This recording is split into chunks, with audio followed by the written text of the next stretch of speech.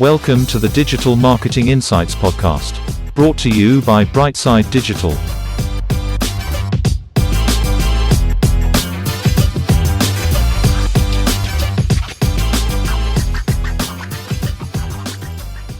Hi everyone, welcome to the show. I'm delighted to say today we have Graham, who's the marketing technological lead at Deloitte Digital. Graham, how are you doing today? I'm doing great, Tom. Yeah, thanks for having me on the show. You're very welcome. I've been a long time listener, but first time caller. Yeah, well, hopefully this is the first of many calls. Graham, can you start off the show by telling us a little bit about yourself, please? Sure, this might be longer than some of the other shows, and that's just due to my length on this planet. But yeah, I'm Graham Kinsella, so marketing technology lead in customer and marketing in Deloitte Digital. And I'll tell you a little bit more about that. But yeah, I'm Irish, based in Ireland, have a family, two kids, and live in Dublin. Started, I did a degree in business and legal studies in UCD, went on to do a master's in marketing practice, and then took my first job as a sales and marketing manager in a software company.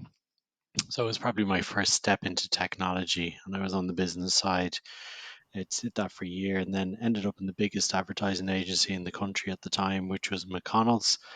Believe it or not, at the time, as a digital marketing expert, before probably we knew what digital marketing was, McConnell's was wise enough to have a digital agency, and I was in there working with Barry Bedford, who's still in the industry, leading out on that digital aspect of advertising, which was mostly websites and SMS at the time.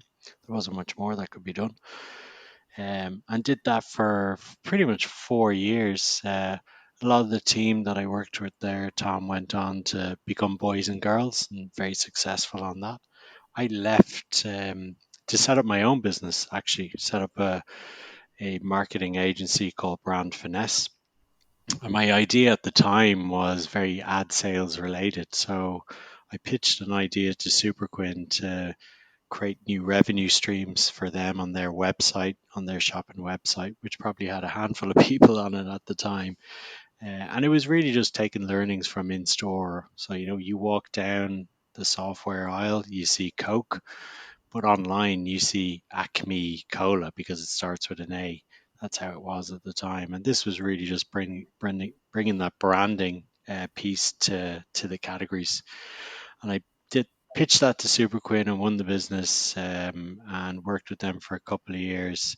They got then taken over, so I had to step down, and I jumped on to do the same with Tesco, um, which was interesting because Tesco told me about Dunnhumby at that point in time. But I said, look, let me run the ad business for you, and we'll take it from there. So again, was on my own. My brother working with me, and literally out pitching the business every day and activating on the ads. And Tesco changed their business in Ireland at the time, so they started stop using local distributors and went on to UK. So I was speaking to people at the coal face. They were like, "Can't spend any money. Sure, they're not buying anything off me." So I realized I had to try something else. So I actually ended up doing a few different things. I ended up in retail. I was kind of a retail expert at that point.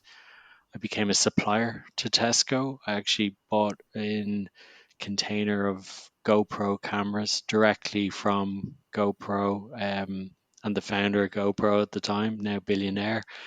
They were in a shed in California, and they sold them into us, and we started shipping them around the country. I created a couple of brands. I worked with my cousin who was a chef and created a sauce brand with him, which we won some Gold Taste Awards. He runs a restaurant in Galway, still runs it, called Oscars. Highly recommend. But yeah, we commercialized the product there. Really, really difficult to do in terms of marketing, easy, but in terms of actually production of product and taking a small kind of holding of a product and making it into an industrialized kind of production in a factory really, really hard to do. That's a lesson in life for anyone in the food business. And then I ended up actually working on a artificial sugar brand, believe it or not. So Fusion Nutraceuticals was stood up, and I was brought in to help them with the retail product, and ended up creating a commercial retail product that we supplied as private label and as a branded product called Sucre Plus. So I was supplying product into the US, into Aldi in the US, which was 1,000 stores, into Spar International as the overall European kind of franchise, and into Asda. And it was probably after, I guess, 4 years on my own. It was the first time I was in a team that had specialists. And I realized, oh, maybe I can work in a team. And it was good when you had people that were very much experts in their field. So it was a bit of an awakening moment for me to say, okay, it was a weird time in the marketplace. And actually, to grow the business would have been very risky to me. I would have had to hire people. It was hard to know how the market would go. So I decided to leave my own business, wound that down, and ended up in a job with dunnhumby. And if those of you don't know who dunnhumby is, if you get a Tesco Club Card mailing in your door every quarter, then that's the team that's responsible for that turning up. So dealing with like 2 million baskets in Irish customer baskets a week in terms of data. And I was looking after the media team, which is essentially any coupons, vouchers, anything that happened online, the Tesco magazine, and all the in-store stuff. So if you see branding in store, that was usually my team that was responsible for that. It was a great company. Still lots of friends and colleagues that work there. But it was my first realization of the power of targeting.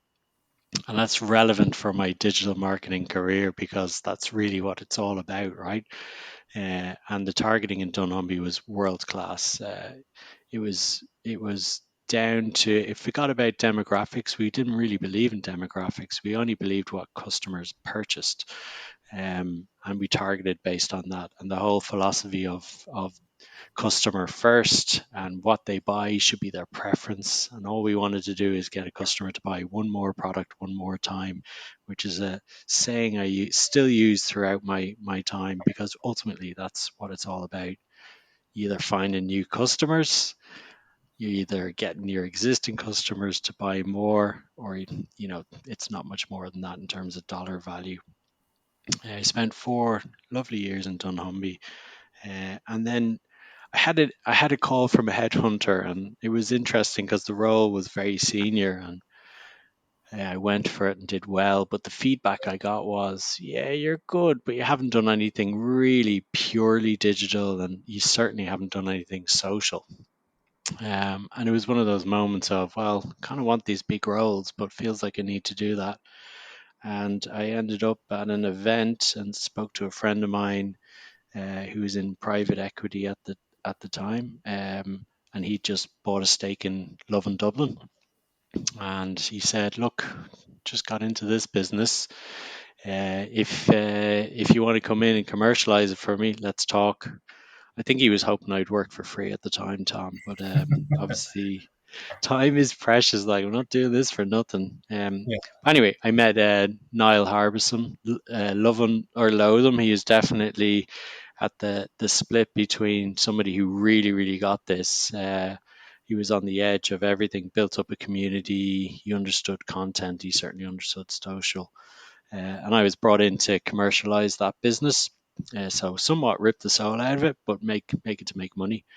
And joined the team there and put shape on the team. Brought in key people such as Aidan Coughlin, who was our editor, and really helped us change the business, put shape on the content creation, kind of set up the news desk, and really kind of revolutionized the amount of output that we had.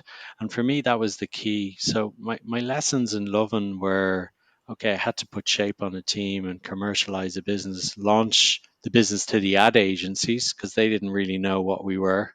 So actually, when I started, we didn't have a rate card. we didn't have a proposition. Essentially, we didn't have any product. We had to put shape on that. Put ourselves out to the agencies and start telling them that we existed. And it was a big lesson in terms of timing, because we were banging on the door hoping to get revenue in the next month. But really, what we had to do is make sure that we were on plans for the following year. So it was quite a long slog, probably a year of banging on the doors of the agencies to tell them what we were doing, how we'd like to work, and then throwing us a couple of bones of brands that would be willing to risk not spending money with Joe or her and all the well-established ones, but spend money on Lovin. But the audience grew massively, so the content, it was a lesson in get the content out there, really push it on social, and you'll build the community. Because when I started again, we had 60,000 followers on Facebook. It was probably one of the bigger ones in the country. But there was a realization of, okay, every time we put a piece of content out there and push on social, we've got 60,000. So we could double our audience if we get it to 120. So that was really the focus. How do we get all these fans and followers, and then how do we look at other channels? There was a time where Instagram was only really starting. We'd got in ahead of that and started to kind of own those channels.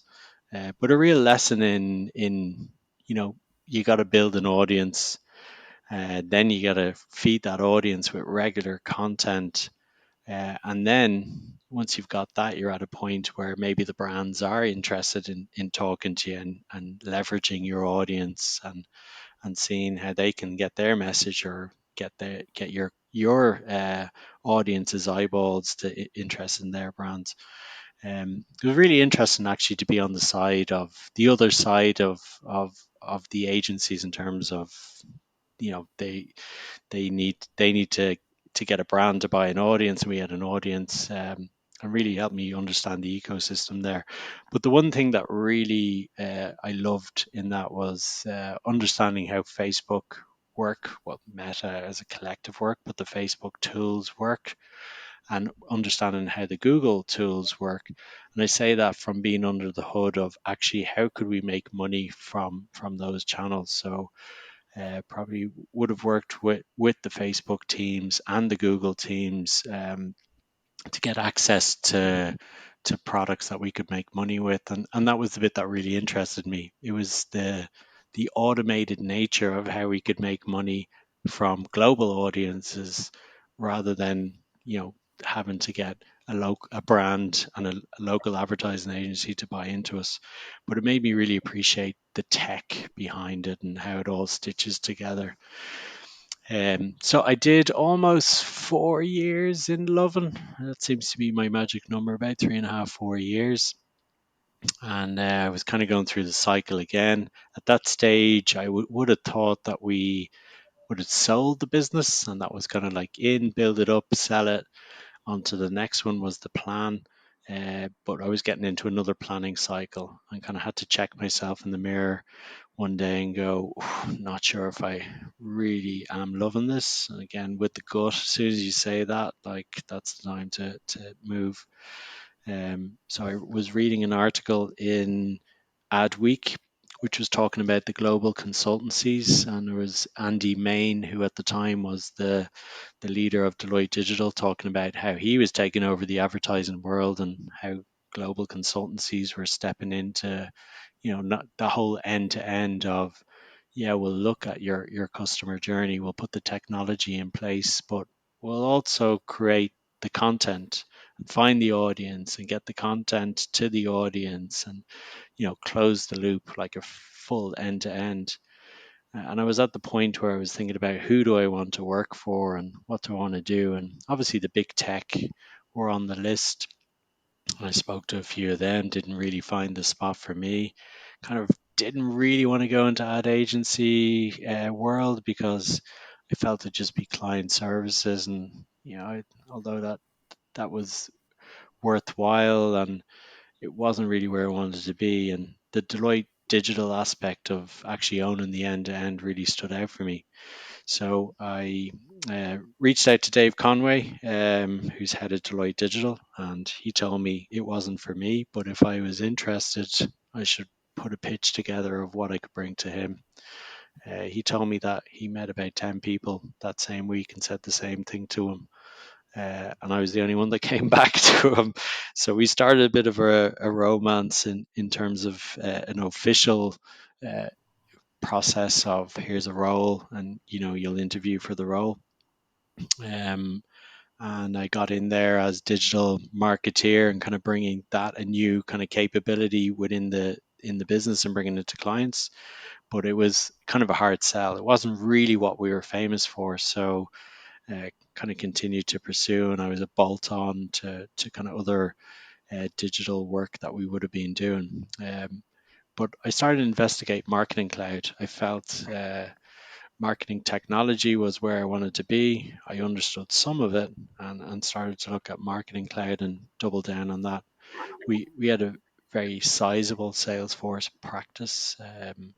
So just leaned in on that, got to know the product, and the rest is history. I've spent the last 3 years essentially working on Martech, but pretty much almost exclusively on Salesforce Marketing Cloud work, big scale implementations in big organizations. The last two well-known insurance brand putting their Marketing Cloud active, and more recently on a large, well-known UK retailer and delivering their marketing technology as well. So yeah, that's the whistle stop in about 15 minutes, Tom. No, no, and like in fairness, it's just really interesting to hear how you've navigated your career and how you've identified either different companies or individuals to reach out to or work with. And like, I suppose focusing on your strengths at the moment, Graham, would you say you're not like one of your biggest strengths is this kind of this communication and developing relationships around different business and different people, and then that working with clients and so on? Would you say that that's one of your biggest skills? That's what I get anyway. I think, yeah, that's important. And I probably wouldn't call it out as a skill, probably because I don't really have to work hard at it. But yeah, building rapport and building relationships is ultimately something that I'm pretty good at. And that has helped just to be able to have conversations and hold court and build trust in the people that you work with, the people that you're interviewing with, your clients, because you need to be a trusted advisor, right? Whether that's an That's right. internal sell or external sell, being a trusted advisor and knowing your area expertise is kind of key. So I think yeah, probably one of my key strengths is the understanding of the layers, right? And I guess one of the things that the work in Deloitte Digital has really helped me kind of solidify is just that customer journey. It was instinctively in me from the work that I'd done. Let's look at it from the customer's lens. But like once you get into that customer journey, thinking about what are all the touch points and what's the technology that needs to underpin all those touch points, and what are the capabilities do we need in a business, whether it's content creation or video creation, whatever it might be. What data do we need to be able to pull this off? How are we going to close the loop at the end? um, what channels are we going to use? Who else do we need for this to be successful? Like at the end of the day, everyone is a producer. Everyone is a movie producer. There's a lot of moving parts. There's a lot of areas within the business that you've got to coordinate and bring in to be able to pull these things off. And sometimes you need people that are super in the detail. You need your cameraman, you need your writers, you need your technologists when it comes to this, you need your architects. And I think, yeah, relationships and being able to integrate all those people and understanding all the aspects of their job, yeah, that's probably one of my strengths, I would say. In Deloitte, we have a business chemistry And although I'd like to be a pioneer in it, I think I can trick the survey to give me the pioneer score. But really deep down, I think I'm an integrator, and that probably to the point of relationships and bringing people together and linking people up to get the job done. Really well said. And Graham, is there any softwares that you use daily that really help you identify customer journeys and help you, like you say, tie off the loose ends and identify the touch There's points? Yeah, there's I'm kind of a bit analog when it comes to some of this stuff. Good old post-it and a Sharpie. You can do a lot of damage with. I love a whiteboard, post-it and a Sharpie. Don't use the Sharpie on the whiteboard though, you'll get in trouble. But that approach really helps you map things out, and that's in fact over the last 2 years, that's the one piece that I really missed, is being able to do that in a room with some smart people and really kind of brainstorm and pull things together. But the other good tools that in this digital world and virtual world that we're in, Miro, I think is really useful for kind of getting teams together and kind of mapping out journeys. And then there's the various things like Trello. I think Miro is probably a favorite for me at this point in time. Um, and yeah, like there's the usual things from project management point of view, Jira and all that. Sometimes a bit complex, but sometimes notebook and pen is all you need, Tom. Looking at your kind of yourself at the moment, Graham, is there anything you're particularly looking at that you'd be interested in upskilling into? I know you're very broad already, but is there anything you're looking at to upskill into at the moment? Yeah, yeah, I'm doubling down on the Martech understanding. So yeah, there's lots of things in Marketing Cloud that I know, but there's certainly lots that I don't. So I'm really looking to understand Salesforce Marketing Cloud and going through this certification process with them. I've got a couple of certs and I'm on the chase for more. Similarly on the Adobe stack, like doing a similar aspect on that. And then just keeping an eye on the broader marketing technology and what's going on. So there's a few interesting tools or platforms that have popped up, like Braze, that seem to be gathering a bit of momentum. I think it's an X exact target, which is what marketing Salesforce Marketing Cloud used to be, and yeah, they seem to have a bit of a following as being very usable. So I understand those platforms is key. I think I probably would love to understand how to write SQL a little bit better. Really get my head around that. Just the principles. I don't want to be down in the weeds creating the code, but uh, from engaging with teams, just yeah, understanding that I think a little bit more. And then the general leadership stuff, as fluffy as it sounds, it's important. So, how do I get the best out of teams, out of myself? They're all things that constantly on in terms of training and skilling up. I don't see that ever ending, particularly in Yeah. this field. It's changing so quick. And I think my curiosity will always keep me chasing and kind of trying to understand things so I can add a bit of value. And is looking at the digital industry as a whole, is there anything that you're interested in keeping an eye on that might be coming down the pipeline and in the future that you're keeping your eye out on? I think for me, there's a couple of things, and they're kind of interrelated, I would say. I think and look for the smaller, more nimble startups out there, they're probably listening to this and go, "What is he talking about? That's all achievable." But when you go to enterprise and see the complexity of legacy systems and mainframe systems and the chaos that old data sets that exists in old data sets, it really is complex, probably unnecessarily complex. But there's a couple of things that really excite me at the moment. One is the movement towards real time. So marketing is definitely moving towards one speed, and that is real time. And all tools should be helping the marketeer get to that real time customer interaction. So look at the broad stroke of machine learning, I think is really important. I think that's going to make the marketeer who is thinking about things like just increase the output of that thinking like 100-fold. They're just going to be able to do amazing things, or at least get triggered to that's a really good idea by the machine knowing a better outcome or reading the data. Uh, and related to that is probably customer data platforms, so CDP. There's various tools out there, and I think that's been a promise of marketing, well, probably technology generally, but I think the marketeer has probably forced the need for a CDP in making all the data available with ease, being able to understand the data, being able to segment your data, and then utilize your data.